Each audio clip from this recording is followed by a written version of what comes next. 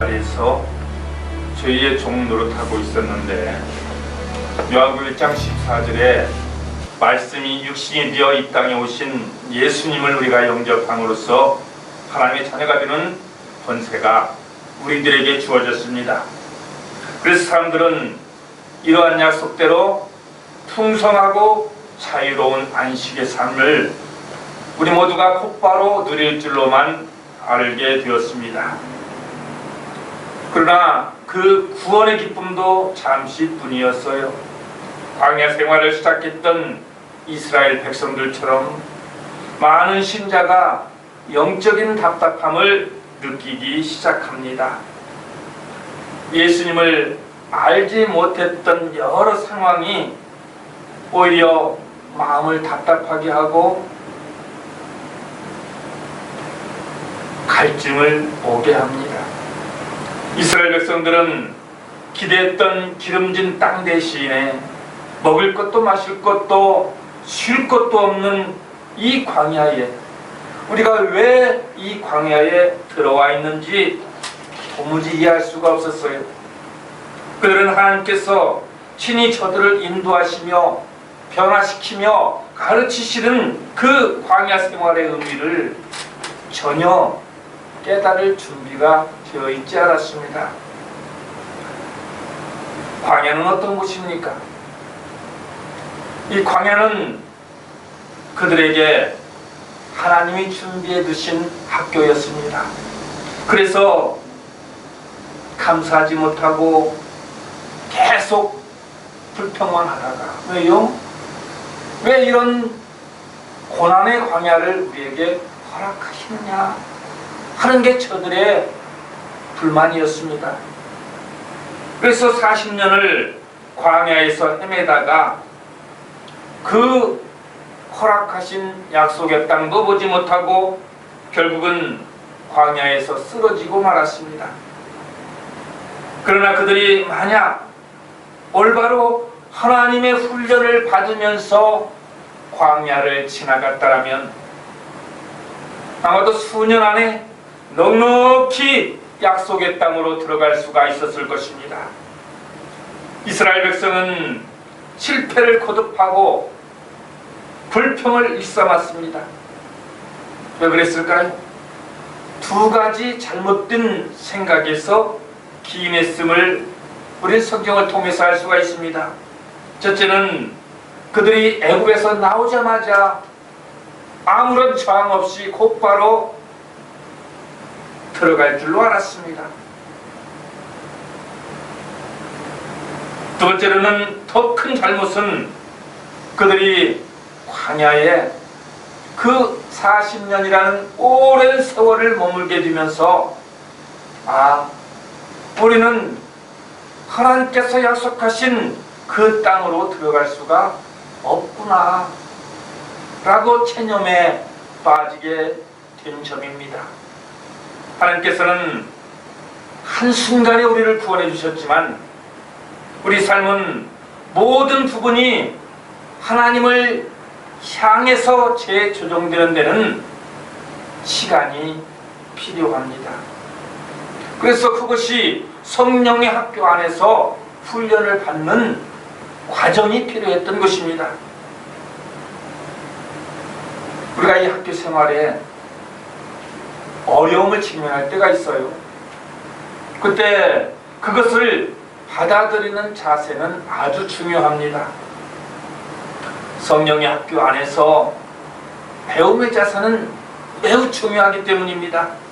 같은 학교에서요, 같은 사람들이 같은 내용을 배우지만 어떤 사람은 그 배움의 과정에서 불만과 불평으로, 그러니까 이스라엘 백성들처럼 평생을 광야를 맴돌 수도 있고요. 어떤 사람은 그 모든 것을 감사함을 표현하는 거예요. 하나님, 이 과정을 통해서 저에게 무엇을 알게 하여 주시나이까? 이렇게 물으며 겸손히 가르침을 받을 수 있기를 바랍니다. 여러분, 대한민국은 분단 국가입니다. 그래서 만 18세 이상의 모든 남자는 북방의 의무를 지게 됩니다. 그리고 입대하는 동시에 신병훈련소에 입소해서 신병훈련을 받게 되죠. 비록 그가 자대 배치를 받을 때 그가 전투기를 조종하는 조종사이거나 전투병과는 전혀 어울리지 않을 것 같은 그러한 보직을 받는다 할지라도, 그게 예정되었다 할지라도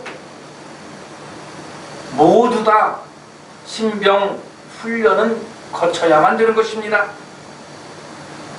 그렇다면 왜 이 힘든 훈련과 강한 연단을 신병 훈련소는 진행을 하는 걸까요? 이유가 있습니다. 이제는 민간인으로서가 아니라 명령에 죽고 사는 군인으로서 새로운 삶을 살아야 되기 때문입니다. 훈련을 시키는 데에는 주된 목적이 있습니다. 두 가지의 목적이 있습니다. 한 가지는요, 그렇게 훈련을 함으로써 전에 배웠던 잔재주들, 다시 말해서 나름대로 각자가 익혔던 그 어설프고 잘못된 기술들을 다 잊어버려야만 합니다. 왜냐면요, 자기의 방식이 남아있으면 자기 고집대로 행하기 때문입니다. 제대로 기술을 배울 수가 없기 때문입니다. 하나님께서 우리를 훈련시키시는 이유도 그렇습니다. 우리가 옛날에 가지고 있던 습관이나 사고방식 가지고는요, 하나님 안에서 새로운 삶을 살아갈 수가 없기 때문입니다. 그리고 또 하나의 다른 목적은요, 훈련을 통해서 기본적인 힘과 실력을 길러주시려는데 목적이 있다 하는 겁니다. 그러나 이러한 훈련은 시간이 요구됨을 기억해야 합니다. 하루아침에 되는 것이 아닙니다.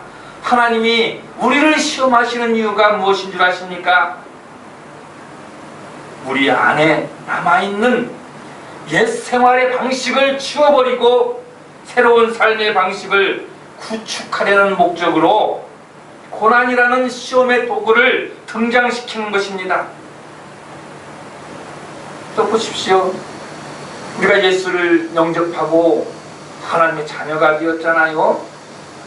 그리고는 우리는 그리스도인이 되었다라고 말합니다. 그런데 왜 그리스도인들이 이 진리를 발견하고도 자꾸만 옛 삶으로 돌아가냐 하는 것입니다. 그 안에 하나님의 생명을 지탱할 수 있는 구조가 구축되지 못했기 때문입니다. 그러다 보니까 더 편한 생활을 찾아서, 그러다 보니까 옛 생활의 방식으로 되돌아가는 것입니다. 그래서 우리 안에 생명의 빛이 머물 줄 아는 마음을 갖게 하시려고 이 광야의 학교에 우리를 초대하여 주셨다 하는 것이 맞습니다. 오늘 성경을 보면요, 어떤 특정한 사람들만 특수훈련을 받기 위해서 훈련소에 입소하는 것이 아님을 알 수가 있습니다. 누구든지 훈련소에 입소하면 신병훈련은 똑같이 받습니다. 그래서 성경을 보면 특정한 사람만 광야를 지나갔다는 기록이 없어요.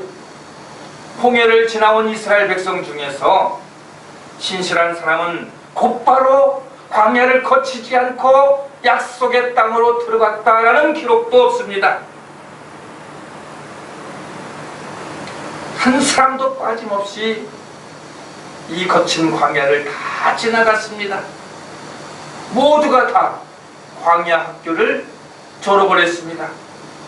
아브라함도 지나갔습니다. 갈대아 우리에서 하나님의 약속과 부르심을 받은 후에 가나안에 도착할 때까지 그도 광야의 길을 거쳐야 했습니다. 야곱은 이삭의 축복기도 후에 자기의 형인 에서를 피해서 광야로 나가야 했습니다.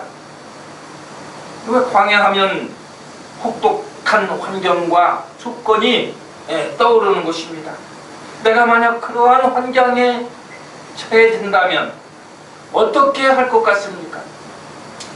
도저히 사람이 살아갈 수 없는 악조건 속에 내팽개쳐졌다라고 그렇게 생각해 보십시오. 아마도 원망하고 불평하는 교인들이 많이 생겨났을지도 모르겠습니다. 하나님은 왜 사랑하는 백성을 혹독한 환경이라는 광야에 보내셨을까요? 이스라엘의 광야는 오늘날 우리 성도들의 광야입니다. 그렇다면 여러분, 광야는 정말로 저주의 땅이었을까요? 이스라엘이 내몰린 광야에서 현재 우리의 광야를 만나볼 수 있기를 바랍니다. 광야는 하나님을 만나는 축복의 장소가 되었다는 사실을 기억하시기를 바랍니다. 아브라함도 지나갔고 야곱도 지나갔던 그 광야에 요셉도요, 하나님이 주신 꿈을 꾼 뒤에 애굽의 종이 대신이 될 때까지 오랫동안 그 광야를 거쳐야 했습니다. 그러나 광야는 어떤 곳이었어요? 그가 크게 쓰임받기 위한 준비 기간이었다는 사실을 우리는 알 수가 있습니다. 오랜 광야의 연단을 통한 배움이 다스릴 줄 아는 사람이 되게 했던 것입니다. 광야는 고달팠지만요, 고통의 시간은요, 하나님께서 그와 함께 하심을 체험할 수 있었던 시간이 되었다는 사실도 기억하시기를 바랍니다. 모세가 하나님을 위하여 살겠다고 일어났을 때 제일 먼저 가야만 했던 것도 역시 광야였습니다. 그런 광야에서 40년 동안 자기의 모든 젊은 날들을 하나님 앞에서 훈련을 받았습니다. 그리고 80세에 쓰임받기 시작합니다. 사도 바울도 다메섹 길가에서 주님을 만난 뒤에 아라비아 광야로 나가서 오랫동안 광야의 삶을 살았습니다. 하나님께서는 애굽에서 나온 모든 사람을 빠짐없이 광야로 보냈습니다. 왜 나만 겪는 고난이냐고 불평불만 하지 마십시오. 모두가 다 겪는 고난이라는 사실입니다. 오늘 히브리서 기자는 하나님의 훈련에 대해서 히브리서 12장 6절에 이렇게 기록하고 있습니다. 주께서 그 사랑하시는 자를 징계하시고 그가 받아들이시는 자들마다 채찍질하십니다. 만약에 하나님께서 우리를 훈련하지 않으신다면 그것은 특혜가 아니라 오히려 우리가 참 하나님의 자녀가 아님을 나타내는 것이다 하는 말입니다. 이스라엘 백성뿐 아니라 성육신하신 예수님께서도 이 학교를 통해서 배우셨어요. 예수님은 고난을 통해서 어떻게 그분이 순종하셨는가를 성경을 통해서 알려주고 있습니다. 자, 그러면 하나님께서 이스라엘 백성을 훈련하시려고 인도해 내셨던 그 광야는 어떤 곳이었을까? 광야의 특징은 다음과 같습니다. 지금 우리의 삶에 우리를 어렵게 하고 좌절에 빠지게 하는 그런 환경과 너무너무 흡사한 것이 광야입니다.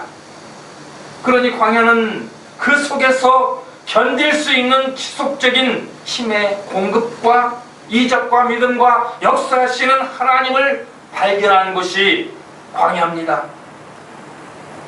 성경에 기록된 여러 가지 여건의 광야를 보게 되면요, 지금 우리 삶이 어떤 광야에 놓여 있는지를 이해할 수가 있습니다. 그리고 그곳에서 우리에게 가르쳐 주려고 하시는 하나님의 뜻이 무엇인지를 분명히 깨닫게 됩니다. 오늘 성경은 광야의 모습을 어떻게 표현하고 있습니까? 에레미야 2장 6절의 말씀을 보십시오.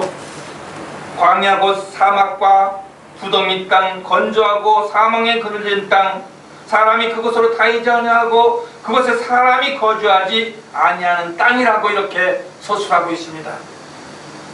사마귀는 사람이 살 수 있는 조건이 아닙니다. 환경도 아닙니다. 사막을 걸어갈 때는 평지보다 얼마나 더 힘이 드는지 모릅니다.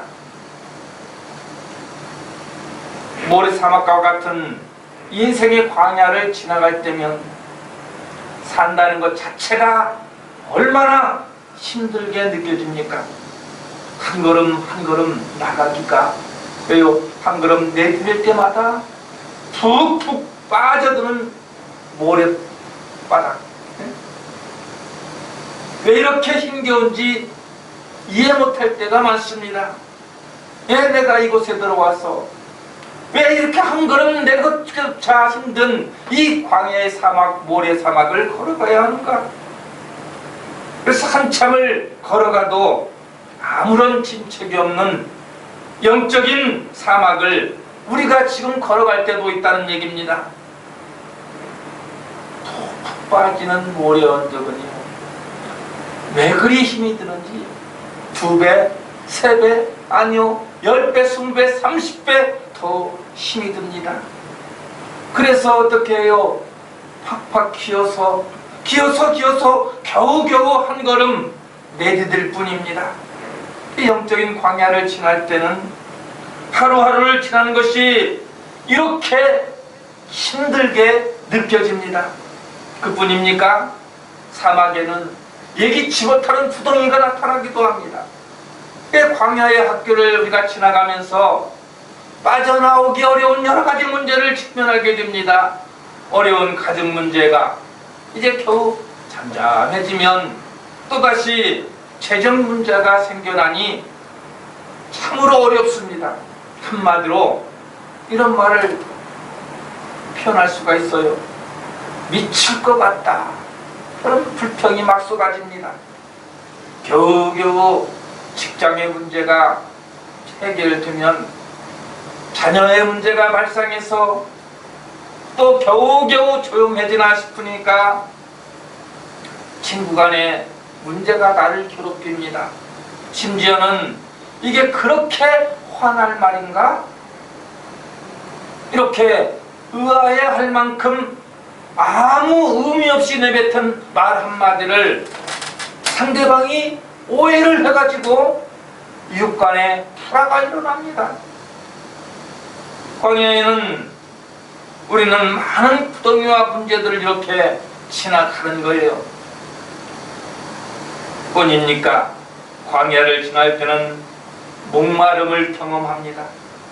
때로는 내 삶이 마치 마른 나무같이 느껴지고 영혼에는 깊은 갈증이 찾아옵니다. 이제는 기쁨도 없어요. 만족함도 다 사라져버렸어요. 영혼의 만족이 언제적이든지도 모를 만큼 아주 옛날 옛적 일로 그렇게 기억이 됩니다. 처음 믿었던 때 어땠습니까? 구원의 기쁨이 넘쳐서, 그래서 얼마나 환호를 했던가요?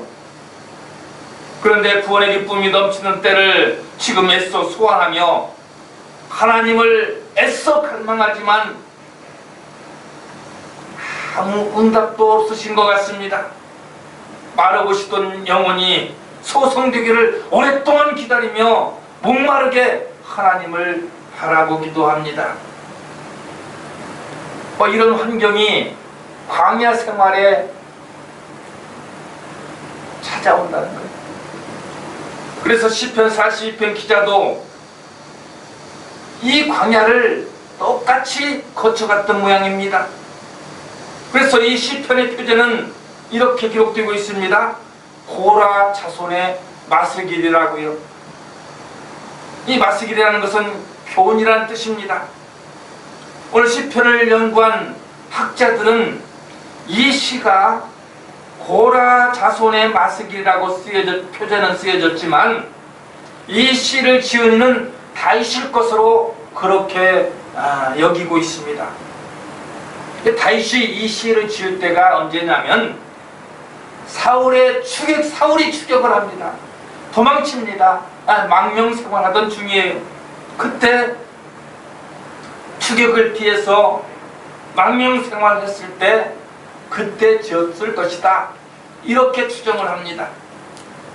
사막의 구덩이와 건조한 땅을 지나가는 다윗은 실망하거나 좌절에 빠졌습니까? 아니에요. 절대로 그렇지를 않았습니다.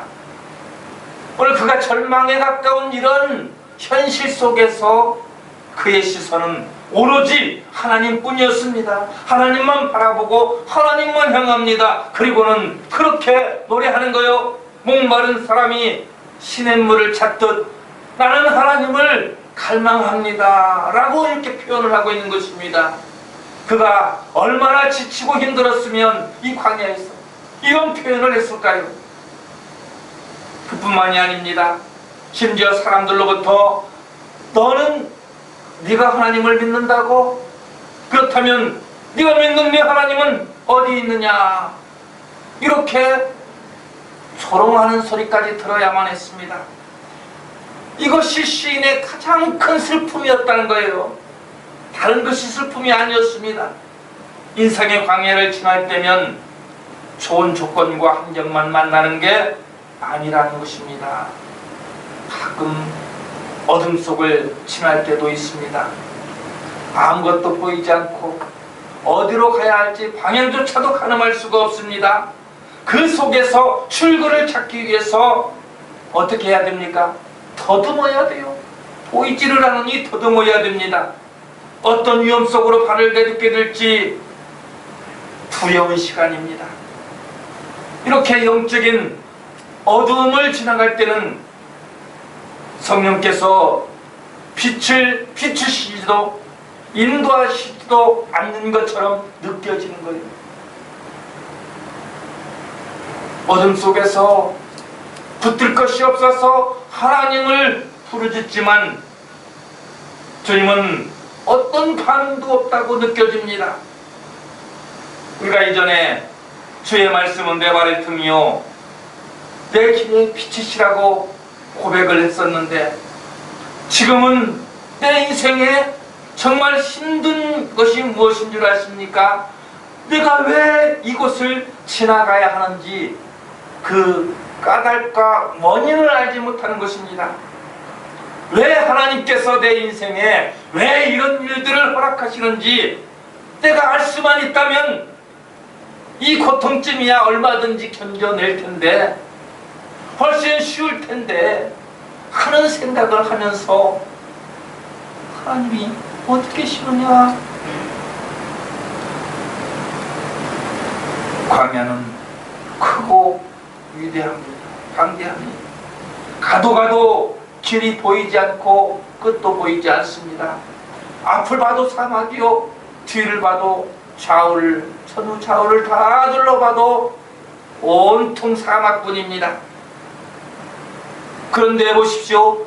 이스라엘이 지나갔던 이 광야가 어떤 곳입니까? 불뱀과 전갈만 두글두글하는 그러한 위험한 곳이었습니다. 신명기 기자는 32장 10절에서 이스라엘 백성의 경험을 통해 광야를 이렇게 설명해 주고 있는 거예요. 여호와께서 그를 황무지에서 짐승이 부르짖는 광야에서 만나시고 호위하시며 보호하시며 자기의 눈동자같이 지키셨도다 라고요. 우리가 광야를 이렇게 기억합니다. 황무지는 열매도 없습니다. 곡식도 채소도 물론 없습니다. 오늘 광야 학교는 영적으로 메마름의 조건으로만 가득히 채워져 있습니다. 그래서 교회 생활은 시험의 요소가 너무 많은 거예요. 우리가 영적으로 무장하지 않으면 이 시험의 늪에 빠져서 허우적거릴 수밖에 없습니다. 영적으로 무장하시기를 바랍니다. 성령의 열매로 허기를 채우시기를 바랍니다. 오늘 이스라엘 백성이 죽음의 골짜기 같은 광야를 지나가지만 그 속에서 베풀어지고 있는 하나님의 은혜의 손길이 여전함을 볼 수가 있습니다. 여러분, 여기서 이 광야에서 우리는 무엇을 보았습니까? 무엇을 느꼈습니까? 이 광야 같은 교회 생활이 이스라엘이 겪었던 어려움을 겪는 것이 하나님의 목적이 아니라는 하나님의 의도를 이 광야 안에서 발견해 보시기를 바랍니다. 우리의 초점은 광야의 어려움을 바라보는 것이 아닙니다. 그 속에서 일어나고 있는 견딜 수 없는 고통과 좌절 속에서 그것을 통해서 하나님이 베푸시는 손길을 기억하는 것입니다. 광야는 하나님께서 예비하신 특별한 배움의 장소입니다. 광야에서 우리는 옛 삶의 습관이나 습성이라는 이런 모든 것들을 훈련을 통해서 통과하게 되는 것입니다. 그러면서 그리스도의 장성한 분량으로 자라나는 것입니다. 지금까지 우리는 광야의 혹독한 조건을 우리가 보았다면 이제는 하나님이 예비하신 축복을 바라보는 영안이 열리시기를 바랍니다. 자, 오늘 3절은 이렇게 말합니다. 너도 알지 못하며 내 조상들도 알지 못하던 만나를 내게 먹이신 것이니라고 하나님의 말씀을 통하여 우리에게 알려주고 있습니다. 광야는 하나님께서 이스라엘 백성이 의지해왔던 보이는 양식을 끊어서 줄이게 하신 것입니다. 그런데 보세요. 그들의 믿음의 선조들조차 알지 못하던 신령한 만나를 날마다 하늘에서 내려주지 않았습니까? 우리는 이제 하늘 만나를 먹는 방법을 배워야 하는 거예요. 어디에서? 광야에서 배워야 하는 것입니다. 광야는 신령한 만나를 통해서 세상 삶의 방식에서 하나님이 주시는 방식으로 바뀌도록 훈련시키시는 장소였습니다. 그러니까 장정만, 성경은 60만이라고 기록하고 있는데 우리가 어림잡아 생각해보면 200만 이상 되지 않습니까?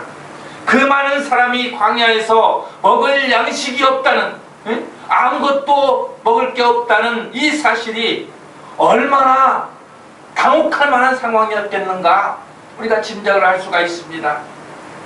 주님은 바로 이런 믿음을 가르쳐 주기를 원하시는 것입니다. 그런데요, 정말 기가 막힌 사건이 일어나 버립니다. 그게 어떤 사건이냐면 성경은 말씀하고 있습니다.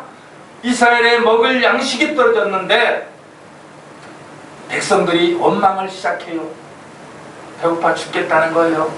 응? 모세와 아론을 향해서 막 불평불만을 쏟아냅니다. 차라리 애굽이 낫지 않느냐? 왜요? 그때는 그나마 굶어 죽은 일은 없었으니까요. 자유는 없었지만 그들이 시키는 대로 노역을 하면 그래도 굶어 죽지 않을 만큼의 먹을 양식은 주었기 때문이지요. 그들은 하나님의 구원의 은총을 깨닫지 못하고 오직 배부름만을 추구하고 있습니다. 그런 중범죄를 지금 그들이 저지르고 있는 거예요. 그러면서 흥분해서 이제 사리 분별을 못하고 있습니다. 애굽 땅에서 죽었으면 좋았을 것이라는 망발을 하나님 앞에서 늘어놓는 것입니다. 이런 음성은 하나님의 구원 사역을 무시하는 반역입니다. 보세요. 잠시 동안 먹을 것이 떨어지니까 이 광야로 우리를 인도해내서 굶어 죽게 하려는 것이 너의 목적이구나. 모세를 향해서 이런 불평을 한 거예요. 오늘 지금까지 하나님이 그들을 어떻게 인도해내셨습니까? 어려움에서 그들을 다 건져주시고 먹여주시고 입혀주시고 채워주시죠. 그들의 부족한 점이 마라의 쓴물을 단물로 바꿔주신 하나님 아니셨습니까? 오늘 그런데 하나님이 그들을 죽여 죽게 하시려면 무엇 때문에 지금까지 그들을 살게 하셨는가? 그것을 생각하지 못하고 있었습니다. 그리고 우리는 하나님이 들으신 만나를 먹어본 그들의 소감을 생각해 볼 필요가 있습니다. 이것이 무엇인가 하면서 처음 먹어본 그 맛이 어땠을까요? 그들의 입술을 통해서 흘러나온 그들의 탄성을 통해서 우리는 그 맛을 짐작해 볼 수가 있는 것입니다. 그 맛이 어떤 것인가, 어땠을까 전혀 알지 못하지만 이 기록을 통해서 우리가 유추해 볼 수 있는 것은요, 그들이 가시같은, 가시같이 신 만나의 맛은요, 성경은 기록하여 이렇게 표현하고 있습니다. 꿀 섞은 과자 맛 같았더라.